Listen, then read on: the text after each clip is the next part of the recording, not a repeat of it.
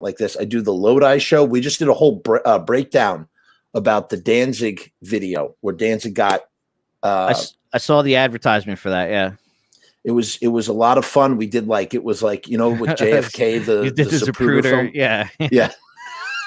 Well, it was interesting because we kind of there was a lot of things. Did you do slow motion? Did you pause? All right, all right, hold on.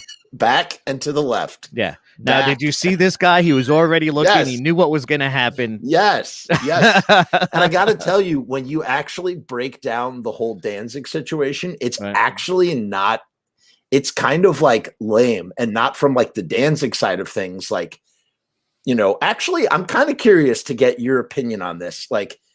Very quickly, since you are a live touring production guy. So let me ask you this. Is it weird? Is it this is what happened to Danzig. They basically the openers were told that Danzig was going to announce them, and Danzig didn't announce them, and there's no word as to how that was confirmed. How does something like that work out? Why would Danzig announce them? Right. Exactly. There were 11 or 12 bands, not to have a rehash of this video, people, but I have someone who actually knows about this stuff, who could maybe really. I'll never forget. You said you talked about an incident that actually I didn't witness. It's very unlikely that he agreed to anything of him going out there, because he's playing his own set. So as a guy that's going to play, especially headline, you're kind of just getting in the right mindset to perform. I know it sounds silly to a lot of people. Oh, you're just going up there and playing guitar. No, it's a mindset to play in front of people, and you got to get there. And you don't get there by, I'm just going to run out and announce these bands, because some other fucknut can do that. You know what I mean? Right. And Danzig's not going to go run out. And I doubt that he would have agreed to ever announce anyone unless he was personally friends with them. You know what I mean? Right. And so to be confronted by one of the opening bands after the show would, cause this reaction with the push and yada, yada, yada. But, the thing that I don't think ever gets talked about is just simply where's the promoter in all of this madness? Why is he having to deal with an opening band that he doesn't know or care about in any way, shape, or form? Right. You know what I mean? So, well, it looked like a green room VIP situation, right? That looked like post show. That was at a high school. Yeah. That was outside of a gymnasium. And get this, Loki. What were they doing there? What were they doing there? So Danzig was actually, there was a festival. Danzig was actually subbing in for Slayer that had dropped off the festival. They canceled the festival. Or no, they had canceled their appearance at the festival, probably because there was some shady stuff with the promoter. Right. Danzig acquiesced, came in and saved the show.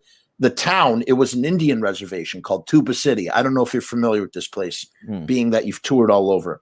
Tuba City, somewhere in Arizona. And I'm trying to give all the very quick particulars to Loki. I don't want to rehash this in painstaking detail. Right. And there were, Loki, there were 14 opening bands. And there 14 opening bands. And there were two stages.